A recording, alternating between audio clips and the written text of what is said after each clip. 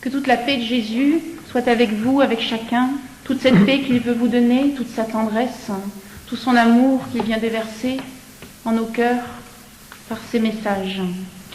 Je vais vous dire juste un petit mot rapidement sur la raison pour laquelle je suis entourée de Jean-Marc et de Franck. Alors, Franck, ce n'est pas moi qui l'ai choisi comme chanteur pour ces messages. J'avais seulement dit à Jésus, il y a maintenant un peu plus d'1 an, ce serait bien qu'il y ait des chants pour accompagner ton message. Mais je n'aurais jamais rien fait de moi-même pour ça, parce que je ne pensais pas savoir bien choisir. Et il m'a été donné de rencontrer Franck par hasard. Enfin, c'était pas le hasard. Et Jésus m'a dit, est-ce que tu veux lui demander de venir chanter une fois à une de tes conférences? Alors le problème, c'est que je n'avais jamais entendu chanter Franck, et qu'avant que je le rencontre, il avait une vie un peu dissolue, on pourra dire. Et donc il a fallu que je fasse un grand acte de foi pour dire à Jésus, d'accord, je veux bien qu'il vienne chanter comme ça à une de tes conférences, sans jamais l'avoir entendu. Et donc je lui ai proposé, il est venu chanter, il a chanté des très beaux chants. Et puis à la suite de ça, Jésus m'a dit, maintenant, ça me ferait plaisir que tu lui demandes de t'accompagner dans toutes tes réunions, pour donner des chants comme ça pendant le message, pour que les gens puissent se recueillir et écouter ma tendresse. Donc s'il est là, c'est parce que Jésus lui a demandé de le suivre. Ce n'est pas mon choix. Donc ces chants sont inspirés, c'est Jésus qui les lui a inspirés. Ils peuvent ne pas plaire à tout le monde, parce que, vous savez, heureusement, on a tous nos nuances. Mais quand il chante, c'est pour vous donner le recueillement nécessaire pour ouvrir votre cœur à cette tendresse de Jésus. Et puis Jean-Marc, qui est là, avait sa mission bien particulière, comme j'avais la mienne. Donc la mienne était de proclamer le message de tendresse de Jésus, et Jean-Marc celui de la Sainte Trinité. Et ça date du 18 mai pour moi, où Jésus m'a dit un beau jour, écoute, je vais unir ta mission à celle d'un autre messager. Et alors j'étais quand même très étonnée. Il m'a dit que ce serait Jean-Marc, que je connaissais à peine. Et je lui ai dit, écoute, si c'est ta volonté, Seigneur, fais-le. Mais je ne le dirai pas à Jean-Marc, parce que il va tomber à la renverse si je lui dis quelque chose comme ça. Et alors il m'a dit, ne t'inquiète pas, c'est moi qui le lui dirai, et il te préviendra. Et donc c'est ce qui est arrivé à peu près 3 semaines après. Jean-Marc m'a envoyé le message qu'il avait reçu du Seigneur, comme quoi il était appelé aussi à cette mission commune, et donc à témoigner ensemble, chacun avec son message. Donc Jésus a uni ces missions pour qu'elles portent davantage de fruits, et aussi parce que avec ce temps qui arrive, ce temps de la nouvelle évangélisation, de la nouvelle Pentecôte, eh bien il dit qu'il y a de plus en plus d'âmes qui vont se tourner vers lui, malgré le mal qui est à l'œuvre en ce moment, très fort. Et donc qu'on ne sera pas trop de deux pour venir en aide aux personnes. Et puis il nous a demandé aussi à tous les deux, donc ça datait avant que nous soyons ensemble, d'imposer les mains aux malades pour leur guérison. Voilà, donc on imposera les mains aux personnes après la messe. Alors on va prier un petit peu, 3 prières que Jésus m'a demandées pour le début de ces réunions. Dans le silence, dans le recueillement, dans la paix, pour que Jésus puisse venir vous donner tout son amour pour vous, tout son amour qui console, qui guérit, quelles que soient vos souffrances. D'abord une prière à l'Esprit Saint, pour qu'il vienne éclairer nos âmes, à chacun, nous donner la vie, la joie, la simplicité, la clarté.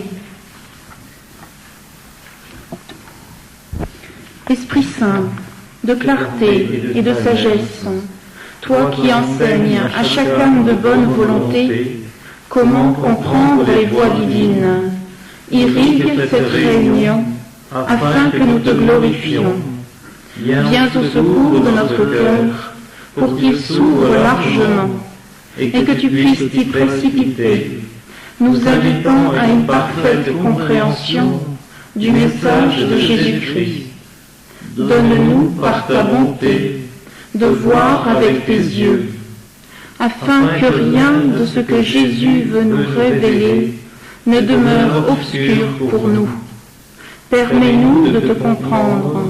Vis en nous, nous t'en prions, afin que nous devenions lumière et que nous aidions nos frères. Pardonne-nous nos péchés et viens nous rendre vie, afin que nous t'adorions, Dieu trois fois saint, pour l'éternité. Amen.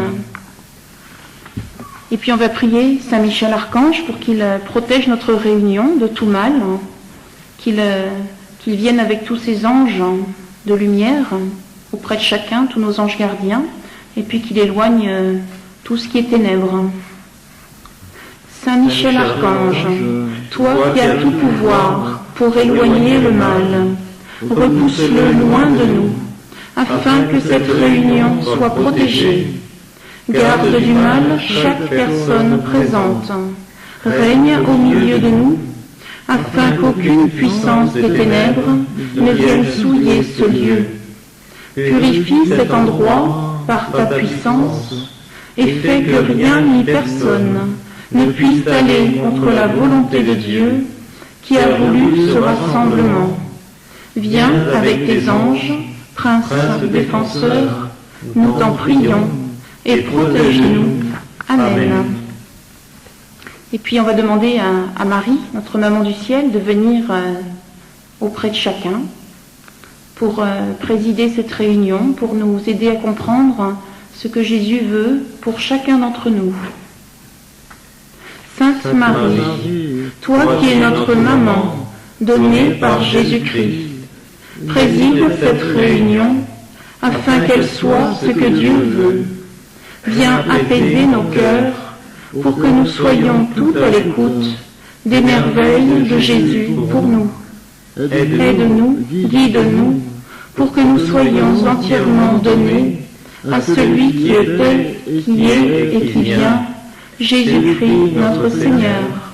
Réconforte le cœur de tes enfants, Sainte Maman, et dispose de nous, afin que nous devenions un avec Jésus-Christ, ton Fils bien-aimé.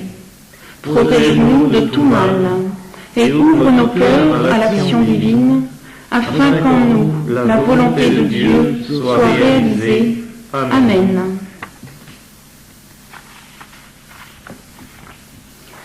Alors ce message de tendresse que Jésus vient me donner maintenant depuis presque 7 ans, c'est pour chaque âme, c'est pour chasser tout mal de chaque âme. Vous savez que la tendresse de Dieu chasse Satan. Quand une âme se laisse complètement emplir de l'amour de Dieu pour elle, forcément, elle va se tourner vers le bien, elle va laisser tout péché de côté. Et plus vous allez sentir l'amour que Dieu vous porte, plus il va pouvoir vous détacher de chaque mauvaise chose. Alors avec ce message de tendresse, Jésus veut attirer chacun d'entre vous au plus profond de son cœur, dans une intimité profonde. Alors il dit qu'il vient donner sa présence à chacun maintenant, chacun de ceux qui la voudront, si fort qu'il ne l'a encore pas donné à présent. Il dit que c'est le trésor de son cœur pour notre temps qui est arrivé à tant de mal, et maintenant il n'y a plus que cette miséricorde, cette tendresse qui peut nous écarter du péché, nous écarter de l'obscurité et nous ramener vers lui. Donc au lieu de nous juger avec fermeté, avec violence, il vient encore nous proposer sa présence, sa tendresse et cette union profonde avec son cœur. Alors c'est un message qui s'adresse aux petits, aux incapables, à ceux qui souffrent, parce que souvent ce sont ces personnes-là qui sont les plus petites, les plus dédaignées par les grands, qui sont le plus prêtes à accepter cet amour de Dieu. La plupart du temps, Dieu ne peut pas déverser sa tendresse dans les cœurs qui sont trop savants, trop intellectuels, parce que ce sont des gens qui ont beaucoup d'orgueil et qui prétendent faire à la force de leur poignet beaucoup de choses. Donc Jésus souvent permet qu'au beau milieu de nos souffrances, au beau milieu de nos incapacités, eh bien nous ouvrions notre cœur complètement, entièrement, Et alors, eh bien, il vient nous inonder de son amour, de sa tendresse ressentie. Alors en ce temps, c'est le temps de la purification qui va venir, qui est déjà là. Et Jésus nous annonce pour dans très peu de temps, maintenant on ne sait pas quand ça sera, mais il dit quand même que c'est prochainement, le temps de l'avertissement donné aux hommes, c'est-à-dire qu'il va donner par miséricorde, par grâce à chacun, de voir l'état de son âme, comme lui la voit. C'est-à-dire que chacun va voir l'accueil qu'il a fait à Dieu, et puis aussi la noirceur de ses péchés s'il n'a pas voulu se tourner vers Dieu. Donc avant ce temps qui est très prochain, eh bien il vient proposer encore sa miséricorde, sa tendresse, parce que quand ce moment va être là, eh bien les âmes vont énormément souffrir. Il y en a même qui ne supporteront pas la vue de leurs péchés et qui à ce moment-là risquent de mourir. Donc Jésus, qui veut nous éviter la souffrance et la douleur, vient nous proposer, mendier notre amour et nous proposer le sien, nous proposer de nous écarter définitivement de tout mal, de tout péché, pour redonner la paix à notre temps et à notre monde. Alors Jésus annonce aussi son retour, qui se prépare par le triomphe de Marie. Alors le triomphe de Marie a déjà eu un petit peu lieu le 8 octobre, lors du jubilé des évêques, lorsque le pape a fait cet acte de confiance, de consécration à la Vierge Marie pour notre 3e millénaire. Vous savez que Marie ne peut pas laisser une prière de Jean-Paul II non exaucée, tellement il est fidèle, tellement il est uni à Dieu. Et donc Marie a déjà commencé à triompher, et plus ça va aller, plus on verra ces grâces-là qui arrivent avec le retour de Jésus. Alors, en ce moment, vous allez me dire que Satan est acharné et qu'il y a beaucoup de mal. Et si c'est ainsi, il faut s'en réjouir parce que c'est le signe aussi de sa fin, c'est le signe de sa défaite. Et comme il le sait, eh bien, il met toutes ses dernières forces pour essayer de nous faire sombrer dans le péché, dans le découragement, dans la tristesse et dans l'horreur. Mais sachez qu'en même temps, Jésus vient nous inonder de ses grâces et que lorsque Dieu va dire cela suffit, le mal se taira. Donc Jésus nous annonce cette nouvelle Pentecôte qui a commencé déjà avec cette année du jubilé où l'Esprit Saint a tellement soufflé sur les uns et sur les autres. J'ai moi-même été témoin de multiples conversions de personnes qui étaient complètement opposées à Dieu et qui se sont converties du jour au lendemain, et pas à moitié mais entièrement, offrant toute leur vie à Dieu, retournant à l'église, et surtout elles étaient pleines d'un amour fervent, ardent, tout sauf de la tiédeur. Donc sachez bien que Dieu est à l'œuvre, même si vous voyez le mal très fort autour de vous en ce moment. Jésus dit qu'il va venir trier le bon grain et l'ivraie. Il a déjà commencé, donc il vous demande d'avoir beaucoup d'espérance dans votre cœur et de le réclamer toujours plus.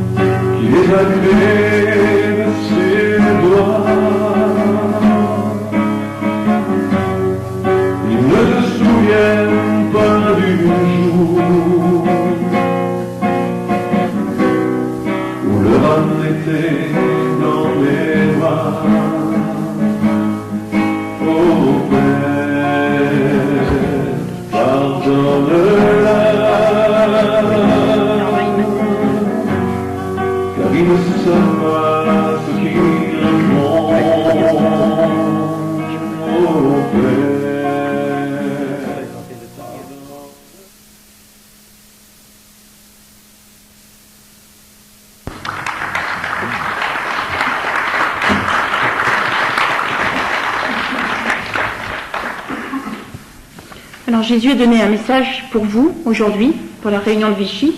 Enfin, c'est pour moi aussi, c'est pour chacun. Donc je vais vous le donner. Jésus savait bien évidemment qui viendrait ici ce matin. Il connaît chaque cœur. Donc voilà ce qu'il dit. Enfants bien-aimés, je viens aujourd'hui vous nourrir de ma tendresse, vous soulager de vos blessures, vous guérir. Je viens proposer à chacun la vie en plénitude pour que vous découvriez le bonheur de vous sentir aimé de moi. En ce temps de miséricorde, de grâce, qu'est l'année jubilaire, je déverse les trésors de mon cœur de façon prodigieuse sur l'humanité. Ces grâces sans nombre débordent de mon Sacré-Cœur pour vous tous. Je vous ai aimé avant même que vous soyez nés. Je porte sur chacun un regard d'amour que vous ne pouvez discerner que dans le cœur à cœur avec moi. Combien d'entre vous restent encore fermés à ma miséricorde, se rendant esclaves de Satan, péchant ouvertement et vivant dans les ténèbres? La vie ici-bas n'a de sens que dans mon cœur, acceptant d'aimer et d'être aimé. Voici venir la fin de l'année jubilaire, année qui a vu si fort le souffle de mon Esprit Saint posé sur les âmes de bonne volonté. Vous êtes à un tournant. Le monde est arrivé au sommet du mal en votre temps, mais le triomphe de Marie est là aussi, grâce à cette remise de votre terre par le pape à ma Sainte Mère le 8 octobre dernier. Le triomphe de Marie a été connu et compris des tout-petits en ce jour béni. Ceux-ci ont perçu, dans la discrétion, l'humilité, que Marie ne pouvait ne pas répondre à la prière de son fils de prédilection. À présent, le mal va tomber avec fracas. Certes, vous le voyez à l'œuvre puissamment ces derniers jours encore. Mais regardez les signes de sa défaite que je vous donne de plus en plus. Mes agneaux, d'ici très peu de temps, viendra le moment de purification de vos âmes que vous verrez comme je les vois. En même temps, apparaîtra ma croix glorieuse dans le ciel, croix de votre salut. Il faut vous précipiter à présent dans l'océan de ma miséricorde, abandonnant tout mal pour toujours, car je vous le dis, certains ne supporteront pas la vision de leurs péchés. Revenez à moi, tous, agneaux et brebis, car voici mon règne qui arrive, préparé par Marie, et je vous promets que j'extirperai tout mal de la terre. Les puissants seront renversés de leur trône, les bons courront dans mes traces, plus encore, pour porter l'Évangile à leurs frères. Mais si grande sera la souffrance de ceux qui me rejettent. C'est encore le temps de la dernière heure, pendant laquelle vous pouvez revenir vers moi. Mais bientôt, accablés par la vue de vos péchés, vous ne pourrez plus implorer ma miséricorde. Que les amoureux de mon cœur divin se réjouissent, car ils vont connaître la joie de ma présence encore davantage. Qu'ils exultent de joie, car c'est l'heure de la victoire. À présent, enfants, je me précipite à la porte de votre cœur pour entendre un soupir d'amour, un élan de votre âme vers votre Créateur qui a donné sa vie pour vous. Que chacun ici se sente aimé, que chacun de ceux que j'appelle plonge dans mon cœur miséricordieux pour que je le lave de tout péché dans le sacrement de réconciliation. Alors vous aurez la vie. Que ma paix soit sur vous pour que vous écoutiez mon cœur. Je vous bénis, vous qui m'accueillez.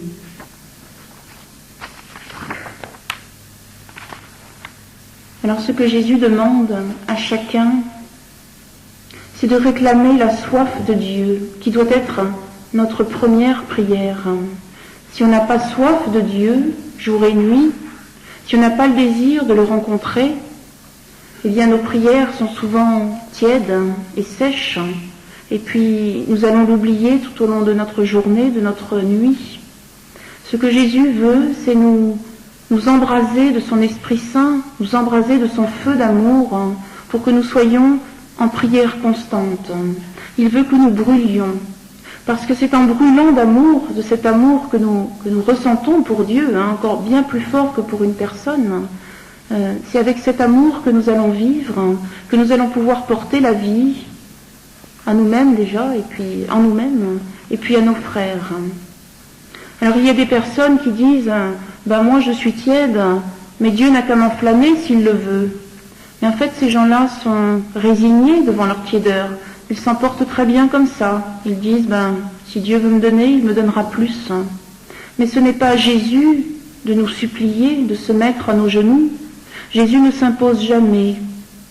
C'est à nous d'aller le supplier, jour après jour s'il le faut, se mettre à ses genoux pour qu'il enflamme nos cœurs, qu'il nous donne cette soif de lui. Jésus prenait la comparaison avec un boulanger. Il m'expliquait ça il y a quelques jours. Il me dit, tu vois, les âmes qui ont très faim, eh bien elles savent trouver le boulanger pour acheter un petit peu de pain. Puis si vraiment elles meurent de faim, eh ben, elles vont courir chez le boulanger. Elles vont pas dire au boulanger, tiens, boulanger, si tu veux, tu me donnes du pain. Non, le boulanger, il va pas venir chez vous proposer du pain. C'est vous qui allez avec votre faim, avec votre soif, lui en demander. Donc avec Jésus, c'est pareil. Jésus ne va pas imposer son amour, il ne va pas imposer cette soif. Il y répondra à cette soif si vous lui demandez. Que ce soit votre première prière, d'avoir la soif de Dieu, d'être passionné par Dieu. Alors, il y a des âmes qui ne sont pas passionnées par Dieu et puis qui vont régulièrement à la Sainte Messe pendant des années, qui prient quelques prières vocales. Et puis souvent, ces âmes-là, eh bien, elles sont tristes, elles vivent une vie pleine de souffrance, et puis elles n'ont pas la lumière. Et elles continuent pourtant dans cette voie-là. Alors moi, je les admire parce que j'en vois souvent, je vois des personnes âgées qui viennent régulièrement à la messe, et puis je les vois toutes tristes, les pauvres. Et si elles savaient à quel point Jésus veut leur donner la joie, même au milieu de leur souffrance. Mais pour ça, il ne faut pas se résigner à être tiède. Il faut vraiment crier vers le ciel, crier vers Dieu, même en passant par Marie d'ailleurs, pour obtenir cette soif de Dieu qui va faire qu'on va se consumer sans cesse, jour et nuit, en contemplant Dieu. Alors, c'est vrai que c'est un message pour des âmes que Jésus veut attirer vers la contemplation, qui veut nourrir vraiment profondément. Mais enfin, vous savez, la contemplation, ça n'empêche pas le devoir d'État et puis les tâches de chacun, parce qu'il y a un temps pour tout. Donc si vous donnez votre temps à Dieu entièrement, en premier, si vous le désirez plus fort que tout, eh bien, à ce moment-là, il vous donnera de faire exactement sa volonté dans toutes les petites tâches de votre vie.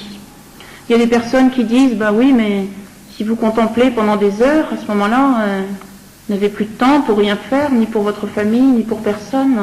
Mais c'est faux. Vous voyez, moi je passe beaucoup de temps en prière, la nuit, la journée. Et pourtant, j'ai une vie de famille, j'ai beaucoup de choses à faire, j'ai des enfants à m'occuper. Mais Jésus, à partir du moment où vous lui donnez tout votre temps, il fait le reste. Alors dernièrement, j'en ai encore vu un exemple, puisque je venais de passer plusieurs heures de prière pendant la nuit avec lui. Et puis, vers 6h30 du matin, il m'a dit, viens, maintenant nous allons prendre un petit déjeuner avec ton mari. Pour vous dire que si vous contemplez, Jésus va vous appeler au moment où il faudra, pour nourrir les vôtres, pour faire vos tâches quotidiennes. Et puis, à un autre moment, il n'y a pas longtemps, il me parlait aussi depuis plusieurs heures. Puis tout d'un coup, il me dit, viens, on va faire des gaufres pour ton petit enfant. Et alors je me suis rappelé que 4 jours avant, j'avais le plus petit de mes garçons qui m'avait demandé de faire des gaufres, que je n'en avais pas fait. Et Jésus s'en rappelait. Et même dans notre union, dans ma contemplation, eh bien, il venait me rappeler que ça lui ferait plaisir de faire ce petit plaisir à mon enfant aussi, pour vous dire à quel point il est délicat. Donc si vous vous donnez entièrement à Dieu, comme ça, si vous êtes passionné par lui, eh bien il s'occupera de tout pour vous. Alors je vais vous lire un message que Jésus m'a donné sur ce premier commandement qui est d'adorer Dieu avant tout et avant chacun.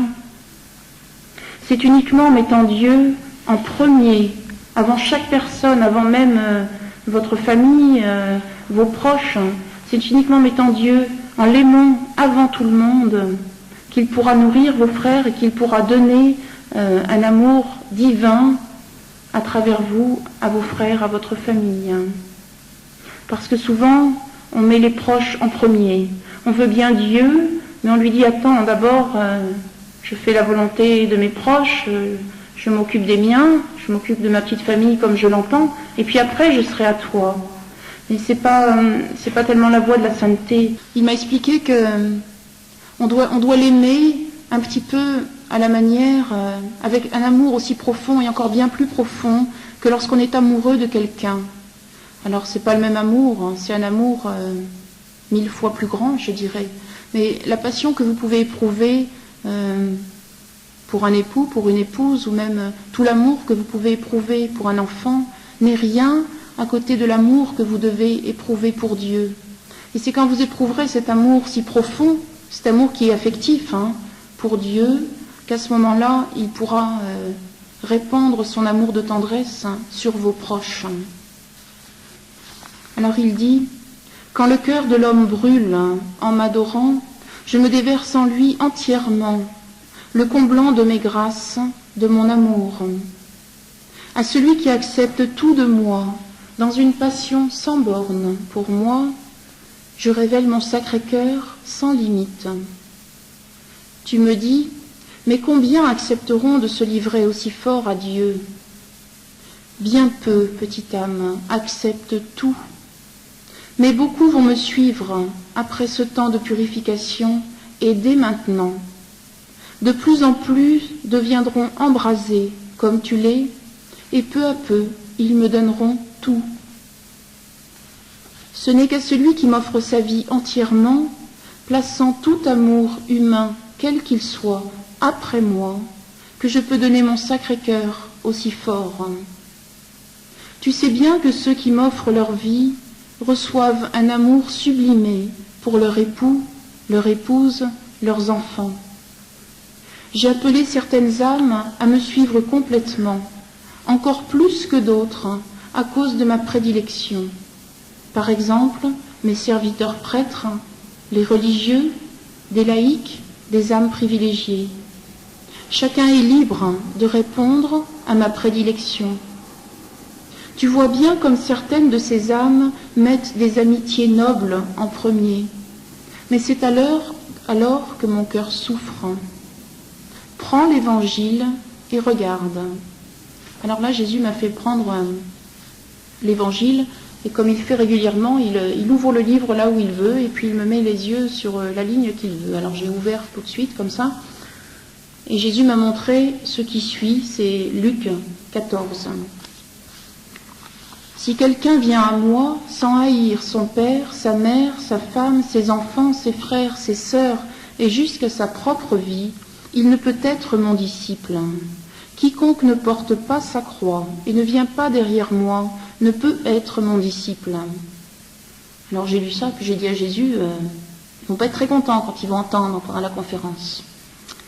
Alors il m'a dit, Françoise, haïr, cela veut dire ici qu'il faut me préférer à tout homme, toute femme, tout enfant, tout ami. Comprends bien qu'il ne s'agit pas de ne plus aimer, mais de mettre ma volonté en premier. Tu vois à quel point ton amour pour ton foyer a été sublimé. C'est parce que tu m'as accueilli en premier, m'aimant avant chacun, faisant ma volonté avant tout. Tu n'as pas choisi d'obéir aux désirs des tiens, mais d'abord aux miens, sachant que dans mon infinie sagesse, je saurai répondre aux bons désirs de tes proches et laisser de côté les moins bons. C'est pour cela que l'amour règne dans ta famille. Or, je te le dis, chacun ne comprendra pas ce langage, car les hommes ne m'aiment pas assez pour me mettre en premier, acceptant de déplaire quelquefois à leurs proches. Les hommes cherchent trop à être reconnus, aimés par leurs conjoints, leurs enfants, leurs amis, leurs familles, pour eux-mêmes, pour accepter de m'obéir, même si cela déplaît aux proches. Vois-tu, sous prétexte de charité, mais en réalité, par peur de se livrer entièrement à moi, l'homme régit sa vie comme il l'entend, ses amitiés comme il le juge bon. Françoise, enfin là vous pouvez remplacer Françoise par chacun d'entre vous, c'est pas que Françoise. Tu sais bien qu'aimer son époux, ses enfants, ne veut pas dire faire leur volonté. Tu sais bien qu'aimer profondément sa famille ne peut être qu'en adorant Dieu en premier et en faisant sa volonté. Certains te diront peut-être que c'est manquer de charité de ne pas accéder à tous les désirs des proches. Ce à quoi tu répondras que la seule charité s'accomplit en obéissant à Dieu qui sait bien ce qu'il fait. Alors, quand j'appelle une âme de prédilection à me suivre, eh bien je lui demande d'abandonner même ses amitiés humaines pour me suivre. Et c'est uniquement en acceptant ma voie que l'âme trouvera le bonheur et un amour encore plus fort pour ses frères. Alors là, j'ai discuté un petit peu avec Jésus, je lui ai dit, mais tu vois, par exemple, les jeunes époux, ils s'aiment énormément, c'est difficile pour eux. Et alors Jésus m'a dit, tu me parles des jeunes mariés qui se placent souvent en premier, avant moi, dans leur cœur. Certes, cet amour-là est bon, mais tu sais bien qu'il doit grandir pour être vraiment amour. Et il ne peut grandir jusqu'à devenir à l'image de celui qu'avaient Marie et Joseph l'un pour l'autre, qu'en plaçant Dieu en premier, avant l'être cher. Si une créature aime son époux, son épouse, avant moi, elle ne trouvera pas le vrai bonheur ici-bas, je te le dis. Va, petite bien-aimée, je me réjouis de l'amour et de la si grande paix qui règne dans ton foyer, et cela parce que tu as accepté de me suivre entièrement.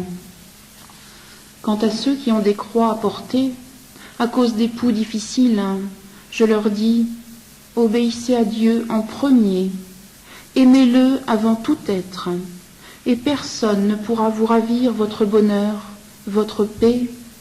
De plus, beaucoup de grâces pourront être ainsi déversées sur vos foyers en difficulté.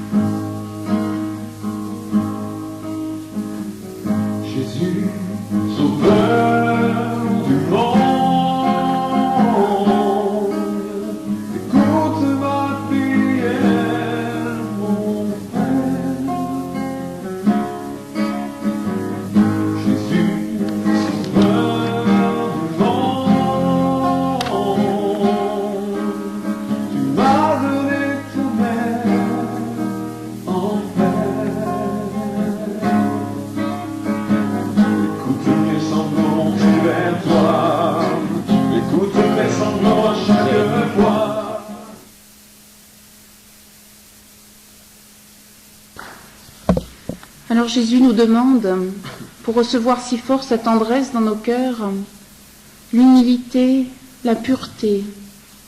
Et avec l'humilité et la pureté, eh bien, nous allons chasser toutes les discordes, toutes les haines, toutes les divisions.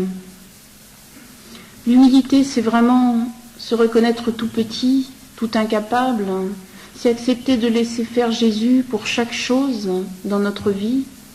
Alors quand Jésus veut une âme très proche de lui, eh bien, il va lui demander d'être vraiment très humble, très minuscule, d'accepter tout ce qui arrive, d'accepter les contradictions, d'accepter les persécutions, d'accepter les souffrances.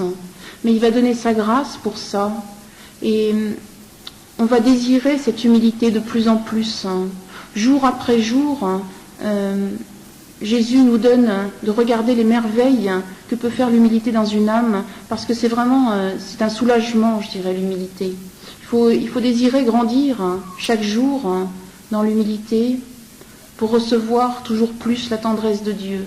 La tendresse de Dieu, elle ne peut pas se déverser dans un cœur qui veut être quelqu'un, qui veut garder son orgueil, qui veut être maître de ses choix, qui veut prendre ses décisions de lui-même, qui se croit capable.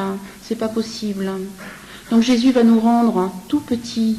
Il veut qu'on ait chacun une vie toute simple, que ce soit avec des grandes missions ou des toutes petites missions, même si vous restez dans votre foyer, même si vous êtes seul, un peu malade, vous avez une grande mission et Jésus se déversera à la limite encore plus dans votre cœur que dans quelqu'un qui fait beaucoup de choses par lui-même. Donc plus vous serez petit, plus vous connaîtrez le cœur de Dieu.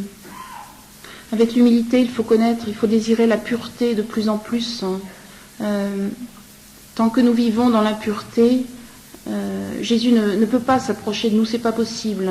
Il se cogne à nos aspérités, c'est nous qui l'empêchons de rentrer.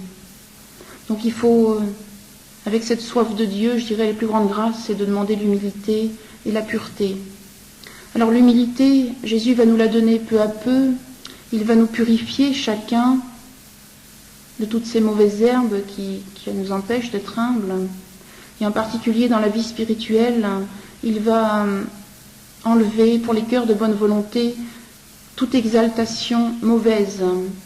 Il y a beaucoup de personnes qui sont, Jésus s'en plaint et s'en plaignait dernièrement dans un message, qui sont exaltées dans le mauvais sens du terme. Ce sont des personnes qui s'attachent aux signes, qui s'attachent aux choses surnaturelles, qui parlent trop fort, qui n'aiment pas la simplicité, qui n'aiment pas être cachés, qui n'aiment pas être effacés. Et pour connaître le cœur de Dieu, ça ne se fait que dans le silence, que dans la petitesse, qu'en étant cachés le plus possible. Alors quand vous voyez des personnes qui parlent trop fort, violemment, qui reprennent les uns et les autres, mais sans bonté sur le visage, sans tendresse, eh bien, cela ne vienne pas de Dieu. Jésus ne veut pas que nous soyons exaltés comme ça. Il y a même, dans les groupes de prière que Jésus m'a demandé de former, des gens qui ont reçu des beaux signes, que ce soit des parfums d'encens et des choses comme ça. Et il y a des gens qui tournent du mauvais côté en s'attachant beaucoup trop à ces signes. Ces signes-là, on doit les prendre comme des délicatesses de Dieu à notre égard, et Dieu nous les donne pour nous faire grandir, pour nous montrer son amour. Le problème, c'est que souvent, il y a des gens qui les accueillent, non pas avec tendresse, non pas en se disant Jésus m'a donné ça pour me montrer à quel point il tient à moi, mais ils les accueillent comme quelque chose de curieux, de merveilleux, et ils en recherchent d'autres. Et alors ils se détournent de la vraie voie qui consiste à aimer Dieu du plus profond de son cœur, dans le silence. Donc Jésus nous demande de chercher le recueillement dans la prière, la paix, une grande paix, et de s'éloigner de tous ceux qui sont un peu trop exaltés dans le mauvais sens du terme. Alors pour ça, il faut aussi un abandon total.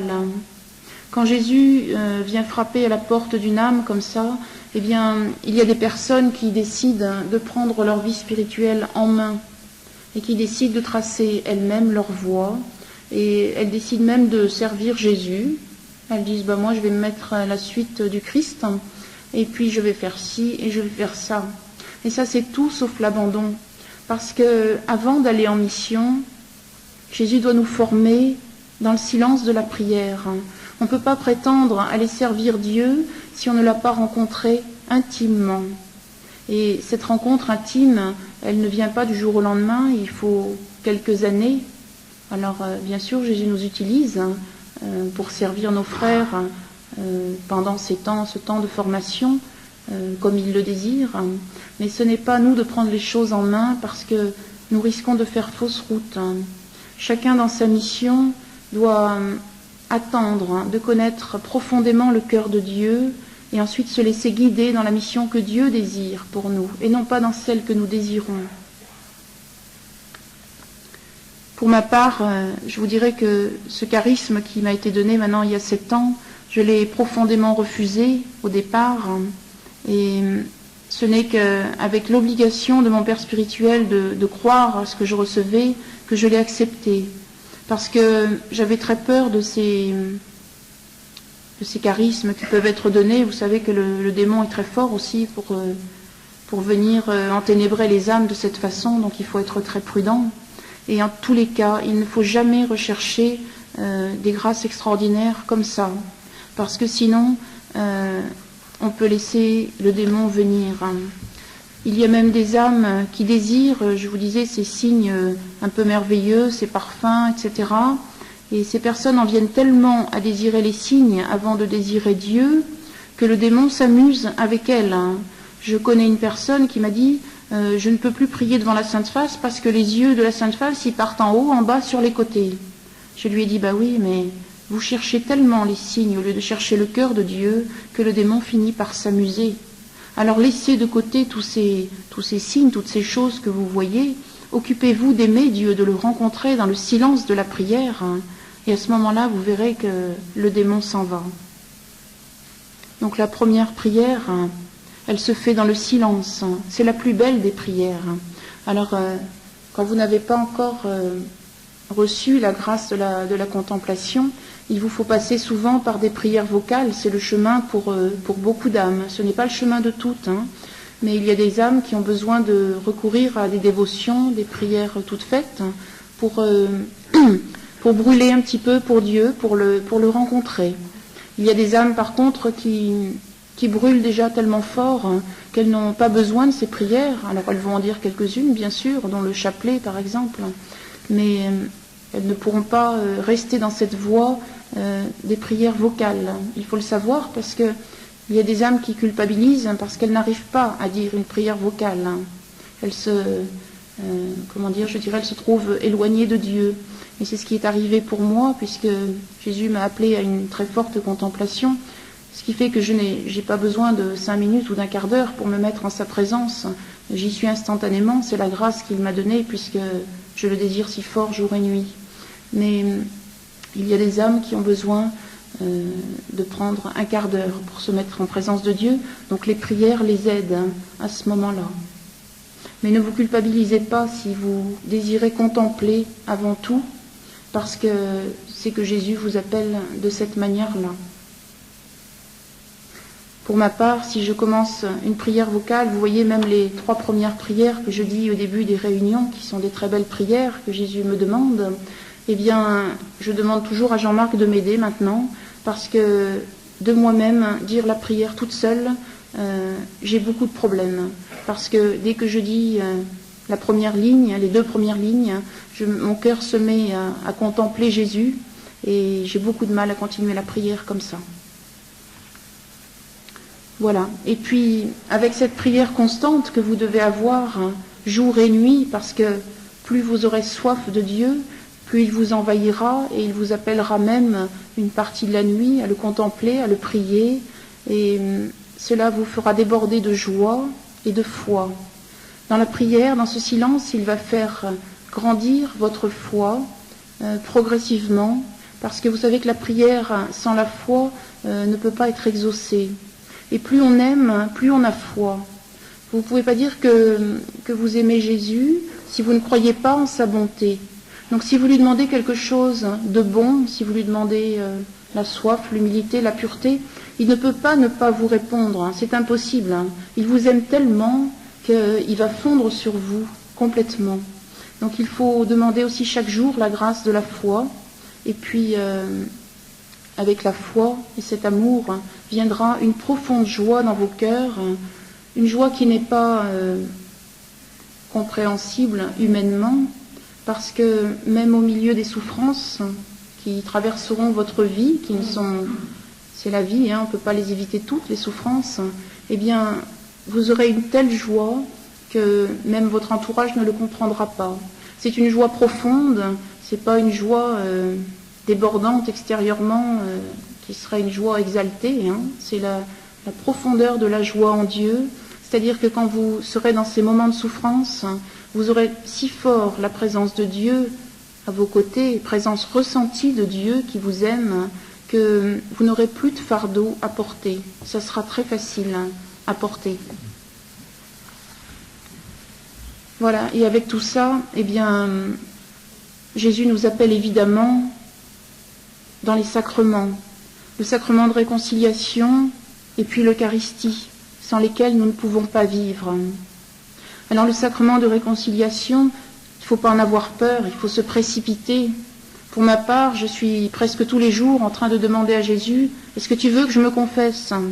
Tellement ça me fait plaisir, tellement j'ai besoin d'être pure devant lui, tellement j'ai besoin d'être transparente pour qu'il puisse m'envahir. Donc c'est vraiment ce bain de miséricorde, c'est une libération de tout ce qui peut nous blesser, de tout ce qui peut nous peser. C'est vraiment aller se serrer contre le cœur de Jésus très fort pour qu'il nous envahisse de la vie. Donc Jésus nous demande, pour ceux qui veulent être proches de lui, de venir une fois par mois. Et vous savez, Jésus ne fait pas les comptes. Une fois par mois, c'est pour vous dire à peu près. Moi, je me plonge dans ce sacrement beaucoup plus souvent encore, tellement j'en ai besoin. Et plus vous vous y plongez, plus vous recevez la grâce de cet amour de Dieu pour vous et qui se répercute ensuite sur vos frères. Et puis ensuite, Jésus nous appelle à la Sainte Messe à recevoir l'Eucharistie. Alors, Jésus se plaint parce que beaucoup de personnes pensent que l'hostie consacrée n'est qu'un petit morceau de pain, n'est qu'un symbole. Ça arrive même chez des prêtres qui pensent cela.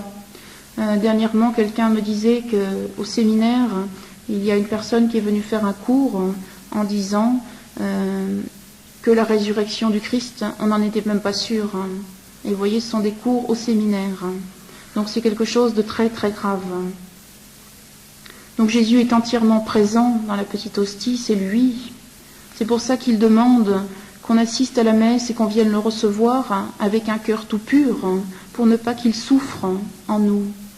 Vous savez à quel point Jésus pouvait souffrir en étant aussi proche de Judas et en s'étant même donné à lui. Eh bien, il y a des âmes qui reçoivent Jésus, qui sont en état de péché mortel, en état de péché grave, et Jésus est obligé de venir en elles, comme ça, puisqu'elles viennent le recevoir. C'est quelque chose de terrible pour Dieu. Alors, quand vous aurez contemplé un peu le cœur de Dieu, quand il vous aura montré sa si forte tendresse pour vous, pour chacun d'entre vous ici, quels que soient vos péchés, parce qu'il vous porte un amour sans limite, même si vous avez énormément de péchés sur la conscience, eh bien vous verrez que pour assister à la Sainte Messe, vous ne pouvez pas faire autrement que de venir accepter de vous mettre à genoux devant lui, au moins pendant la consécration. Parce que Jésus, quand il descend comme ça sur l'autel, c'est quelque chose de saint, c'est quelque chose de très profond. Alors on ne peut pas se mettre à genoux tant qu'on n'a pas découvert cet amour de Dieu. Parce qu'à ce moment-là, Satan nous fait croire que c'est pas la peine, on peut bien rester debout et même assis, pourquoi pas, et que ça se fait plus, vous voyez.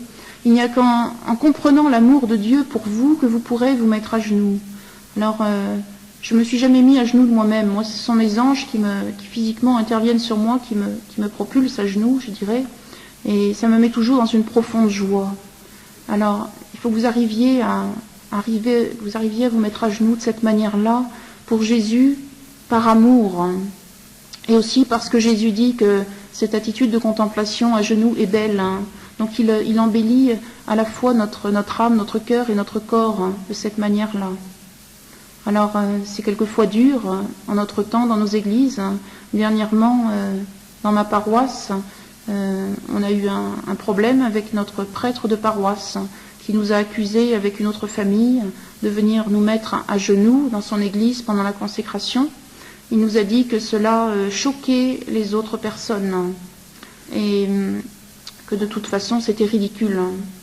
Et il a grondé aussi parce qu'on avait donc 2 enfants avec 2 familles qui servaient la messe et qui se sont mis à genoux près de l'autel pendant la consécration. Et alors on a trouvé le prêtre à la sortie, dans la sacristie, qui hurlait sur les 2 pauvres enfants qui avaient 10 et 11 ans, qui leur disait que c'était honteux, qu'ils ne recommencent jamais plus ça, qu'ils étaient en train de lui faire la leçon, qu'ils n'avaient pas le droit, et que les parents n'avaient surtout pas le droit de leur inculquer une chose pareille, de se mettre à genoux. Alors, vous savez qu'il faut être gentil, qu'il faut être charitable, hein, mais on doit aussi faire respecter notre liberté de chrétien. Donc, si jamais quelqu'un, un prêtre, hein, vous dit des choses comme ça, il n'a pas le droit, parce que c'est en désaccord avec ce que dit le pape. Donc, à ce moment-là, il faut, après avoir prié, prendre votre feuille et votre stylo et vous plaindre à l'évêque s'il le faut, parce que c'est notre liberté de chrétien que nous devons garder. Et il vaut mieux obéir à Dieu qu'aux hommes. Voilà. Donc Jésus demande aussi, c'est quelque chose qui fait beaucoup de remous, il demande de le recevoir dans la bouche et de la main du prêtre si c'est possible. Alors bien sûr, c'est autorisé de recevoir Jésus dans la main, puisque l'Église le permet. Donc Jésus n'interdit pas. Mais Jésus souhaite, par amour, qu'on le reçoive dans la bouche, parce que c'est lui qui vient en nous. Ce n'est pas nous qui le prenons, c'est lui qui vient en nous. Il m'avait dit, il y a quelques années, c'est un peu comme si quelqu'un vient te faire un baiser et que toi, tu lui tendes la main. C'est un petit peu pareil. Alors ça se comprend dans la prière. Ça peut révolter certains, ça peut les choquer, parce que en fait, ils n'ont pas compris à quel point Dieu les aime. Mais si vous voulez bien vous recueillir un petit peu dans le silence, eh bien, vous accepterez cela, vous ne pourrez pas le recevoir dans la main.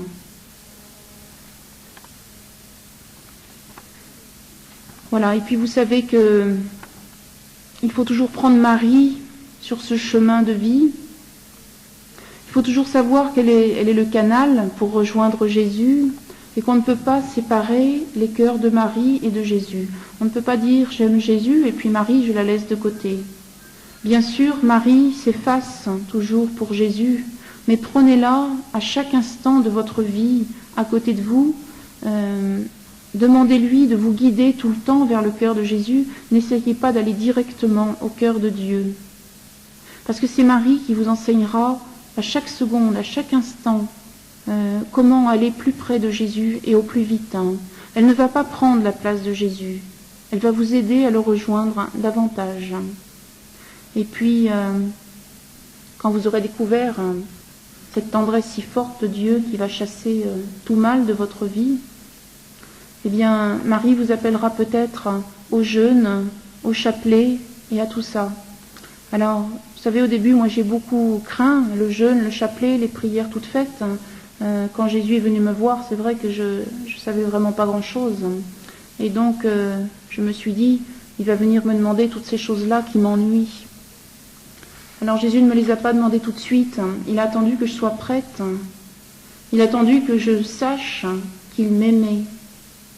Et ensuite, quand il m'a demandé le jeûne un petit peu tous les jours, et puis après le mercredi et le vendredi en plus, ça a été une joie extraordinaire pour moi. Parce que j'ai découvert qu'il ne me demandait pas une privation. Jésus n'en a rien à faire de la privation. Ce qu'il vous demande, c'est d'accepter de vous détacher un petit peu des choses de la terre pour avoir beaucoup plus de lumière, beaucoup plus d'amour en vous. Quelqu'un qui jeûne en disant « je vais me priver pour les pécheurs, pour ceci », il ne va pas arriver à grand-chose. Si on jeûne, c'est par amour, c'est pour être plus proche de Jésus, c'est pour recevoir encore plus sa présence, c'est pour chasser Satan. Ce n'est pas pour se priver. Et pour vous dire à quel point ce n'est pas pour se priver, Jésus m'a demandé donc ce jeûne un petit peu chaque jour, et puis en plus un peu plus fort le mercredi et le vendredi. S'il me demandait maintenant de ne plus jeûner, je crois que j'en pleurerais tellement je serais triste, tellement cela donne de grâce, tellement il vient inonder notre âme de sa présence, tellement il nous guérit de cette manière-là. Donc ne croyez surtout pas que c'est pour vous humilier, pour vous faire souffrir, ça c'est complètement faux. De la même manière, quand Jésus demande aux Marie le chapelet, le rosaire, ce n'est pas pour vous ennuyer, ce n'est pas pour répéter des prières les unes après les autres sans rien comprendre. C'est pour que vous soyez encore plus proche de lui. Alors moi c'est pareil, s'il me disait maintenant c'est terminé, il n'y a plus de rosaire pour toi, eh bien je serais malheureuse. Et puis après, il y a quelques années déjà, Jésus m'a dit, maintenant en plus du jeûne, en plus du rosaire, en plus de tout ce que tu me donnes, je voudrais que tu me donnes une partie de ton sommeil. Et je lui dis, tu sais Jésus, c'est dur pour moi parce que je dors très bien la nuit contre ton cœur, je ne suis pas une lève-tôt. Mais je lui dis, si c'est pour avoir ta présence, pour avoir autant de joie dans la vie, bien, je veux bien tout de suite, mais je lui dis, tu me réveilleras parce que je ne veux pas mettre le réveil, c'est terrible de se réveiller avec un réveil. Et depuis le jour où je lui ai dit oui, eh bien, il me réveille toutes les nuits, alors ça tourne souvent autour de 2h, 2h30 du matin, quelquefois 3h, quelquefois 4h. Et depuis, ça fait bientôt peut-être 1 an et demi que ça dure. Et de temps en temps, il a quand même besoin de me reposer parce qu'il donne la grâce, mais bon, il est sage aussi. Et alors, le soir, avant de m'endormir, il me dit, par exemple, demain matin, je vais te laisser dormir un petit peu plus. Et pour moi, c'est une vraie tristesse. Je lui dis, mais non, Jésus, je ne veux pas. Tu ne vas pas me priver de ces heures de prière passées avec toi. Et il me dit, si, il faut que tu te reposes, mais je te donnerai, je compenserai ces heures de prière. Et alors, j'accepte. Et vous voyez, c'est pour vous dire que tout ce que Jésus demande, c'est pas de la souffrance. On considère ça comme de la souffrance parce qu'on n'a pas rencontré son amour, parce qu'on ne se croit pas aimé assez. On refuse de croire cet immense amour de Dieu pour nous, et surtout, on refuse de croire qu'on puisse le ressentir. Mais maintenant, en notre temps, Jésus veut qu'on le ressente. Voilà. Et puis, un petit mot. Oh là là, je me l'ai fait. Un petit mot sur les familles. Jésus, maintenant, m'a demandé à travers ce message de parler de ce qu'il désire pour les familles. Alors il voudrait, pour ce temps qui est très troublé, il voudrait que les familles acceptent de s'unir spirituellement par 2 ou par 3. Alors ça doit se faire dans la prière, vous ne devez pas tout de suite décider de vous-même, tiens, celui-là je l'aime bien, on va s'unir avec lui. Ça se fait dans la prière, ça se fait dans le silence. Et il faut dire à Jésus, si tu souhaites pour ma famille, qu'il y ait une autre famille proche, pour s'aider spirituellement et puis même matériellement, parce que tout va ensemble. Jésus ne divise pas l'âme et le corps, il prend tout et il ne dénigre rien, il ne rejette rien de sa création. Jésus souhaiterait ça, à la fois pour nous rendre forts dans notre vie de chrétien, alors qu'il y a tellement de personnes qui sont loin de Dieu et qui persécutent les uns et les autres. Et puis il demande ça pour les enfants aussi, pour qu'ils ne soient plus esselés dans une famille croyante, avec tous les petits amis à l'école qui se moquent de leur foi. Quand à 2 ou 3 familles comme ça, eh bien, les enfants se partagent leur foi entre enfants, ils se soutiennent et il arrive de très belles choses. J'ai par exemple un neveu que j'ai qui a 13-14 ans maintenant, et qui depuis tout petit est très attiré par Dieu. Et avec cet amour si fort que Dieu a mis en lui, il est allé à l'école, et je crois déjà à l'âge de 7-8 ans, il faisait dire des dizaines dans la cour de récréation. Alors ça s'est fait vraiment par la grâce de Dieu, parce que vous savez, les enfants ne sont pas prêts comme ça dans les écoles à accepter ça. Alors au début, je crois qu'il était tout seul avec son petit chapelet dans la cour, et puis peu à peu, il y en a 1, 2, 3 qui sont venus autour de lui comme ça. Et puis ce sont des choses qui ont duré. Et maintenant j'ai mes 2 autres petites nièces qui sont 6e et 5e, qui je crois font la même chose, et qui disent un petit peu des dizaines dans la cour de récréation. Et puis vous voyez, c'est leur manière d'évangéliser. Mais les enfants ont besoin de se sentir soutenus comme ça.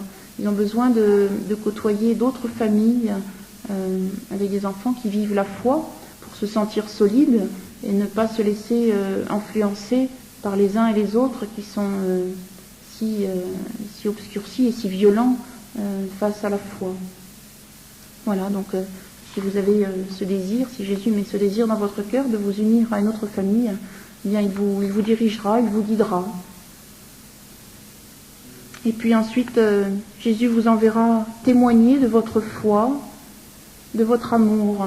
C'est-à-dire qu'une fois que vous aurez reçu cet amour si merveilleux de Dieu pour vous, pour chacun, puisqu'il a un amour particulier pour chacun, il n'a pas le même pour tous.